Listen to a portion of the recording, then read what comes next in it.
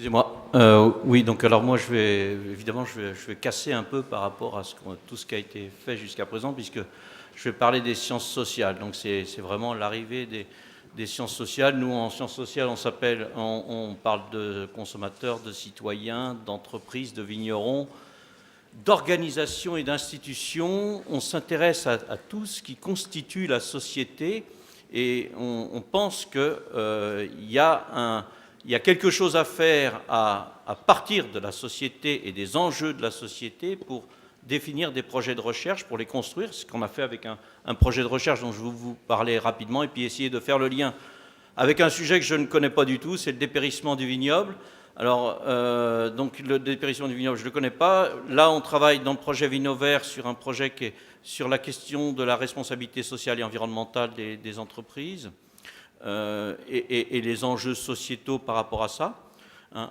Et puis là, on se dit qu'en partant de ces problèmes de l'organisation sociale et des comportements d'entreprise, on n'a pas tellement peur. C'est-à-dire qu'on se dit qu'on va régler le problème si on le prend bien à cœur, si on essaye de regarder les points qui sont vraiment constitutifs de la contestation sociale, de ce qu'on appelle la contestation sociale environnementale.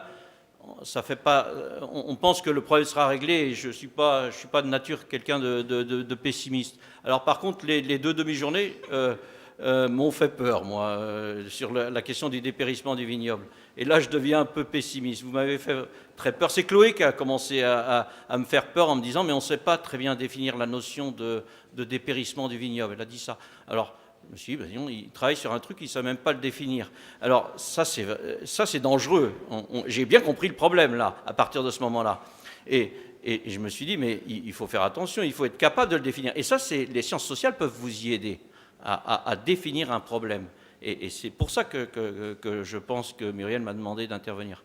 Et donc, alors, parce que si, juste pour rebondir un petit peu avant mon introduction sur les sciences sociales, sur la question peur, je dirais que la peur, elle vient peut-être des économistes. C'est la faute aux économistes. On parlait de Pollard. C'est vous qui parliez hier de Pollard. Il y a un assassinat. Il y a, qui est le meurtrier? C'est vous qui avez dit ça. Eh bien, c'est vrai, mais moi je vous le donne tout de suite, l'assassin, c'est un économiste, il s'appelle Ricardo, c'est lui qui a provoqué les échanges, qui a fait la promotion des échanges et du libéralisme en économie, qui a été suivi par Adam Smith, donc ça c'est les économistes du XVIIIe siècle, excusez-moi, et puis qui a été suivi au XIXe, au XXe par Milton Friedman, c'est l'apologie des échanges internationaux, et peut-être que les problèmes ils viennent de là, donc le meurtrier, on l'a. Et il va falloir régler le problème maintenant. Mais j'ai peur que ça soit très compliqué. Et donc c'est pour ça que j'ai très peur. Alors, je vais y revenir. Je vais passer tout de suite à la présentation donc rapide pour vous donner un peu ce genre d'exemple que l'on travaille sur la question sociétale. L'idée, c'est de parler de la recherche participative. Donc on va le voir avec les entreprises et les institutions. Mais c'est de dire la recherche participative, ok, il faut le faire, mais il faut le faire aussi de façon interdisciplinaire. C'est-à-dire qu'il ne faut pas se contenter de l'interdisciplinarité, il faut aussi parler de l'interdisciplinarité. Et c'est-à-dire que ça ne peut pas se faire qu'avec une seule science, ce genre de problèmes globaux. Il faut demander à toutes les disciplines scientifiques, et ça c'est l'intérêt qu'on a à l'ISVV, de pouvoir faire appel à toutes les disciplines scientifiques dans pour travailler sur une même problématique, de dire, eh bien, il faut travailler sur l'agronomie, il faut travailler sur l'œnologie, Gilles nous en a parlé hier, et il faut parler aussi de l'économie, des consommateurs et de la sociologie. Et il faut faire appel à toutes ces disciplines scientifiques pour essayer de résoudre un problème.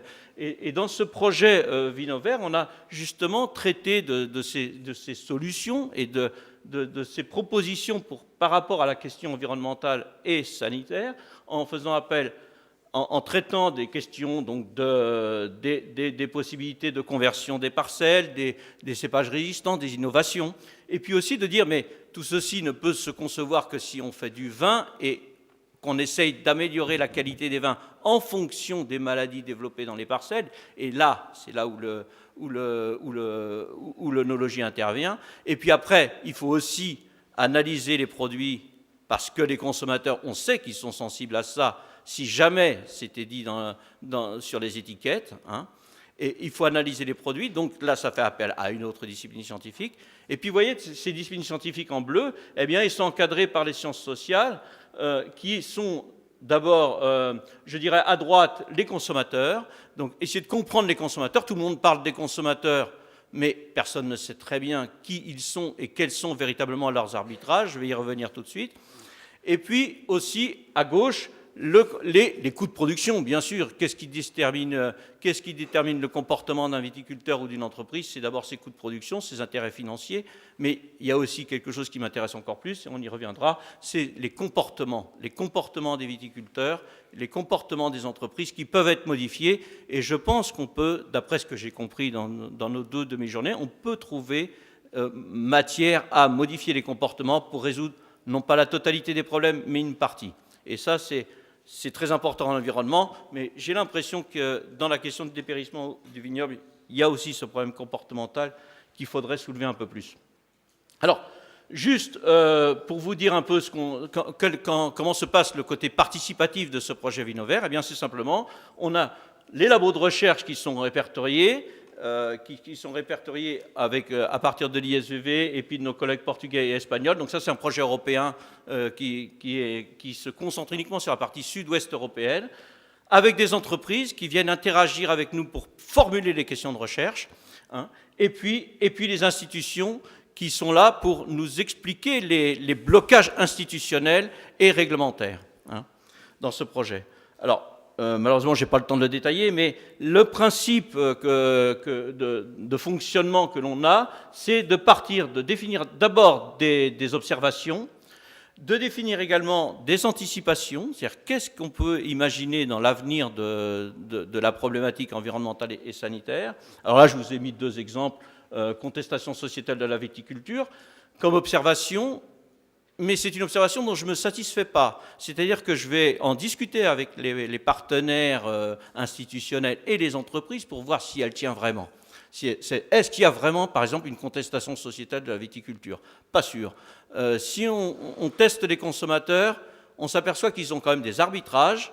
Gilles hier a parlé, par exemple, de la qualité organoleptique par rapport à la qualité environnementale et sanitaire.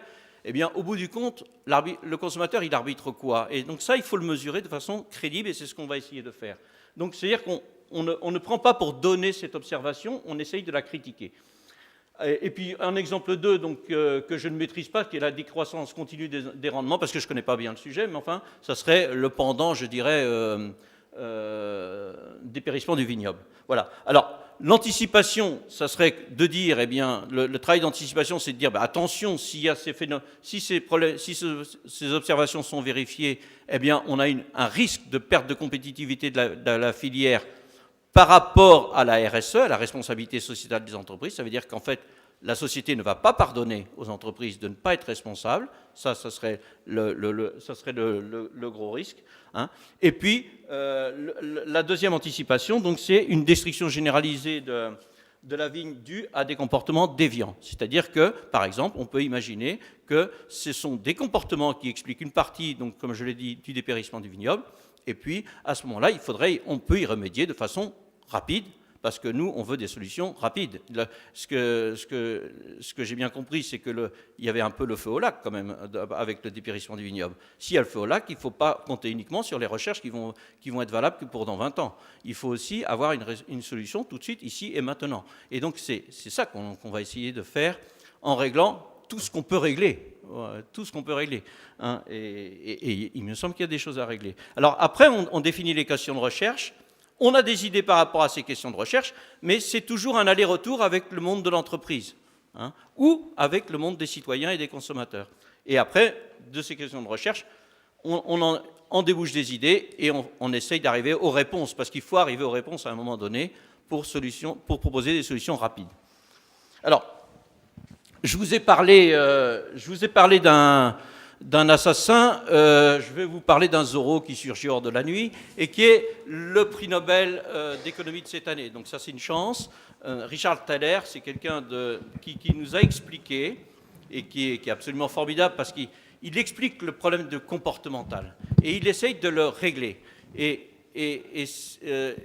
l'idée, c'est de dire, mais il n'y a pas que la rationalité en économie ou en sociologie, il y a aussi des comportements qui sont partagés, donc ce n'est pas complètement erratique, c'est-à-dire qui se reproduisent de façon durable.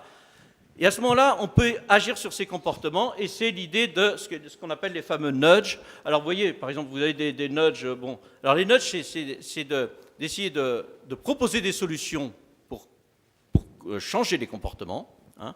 Mais aussi, ça a un intérêt, c'est de comprendre d'où viennent ces comportements.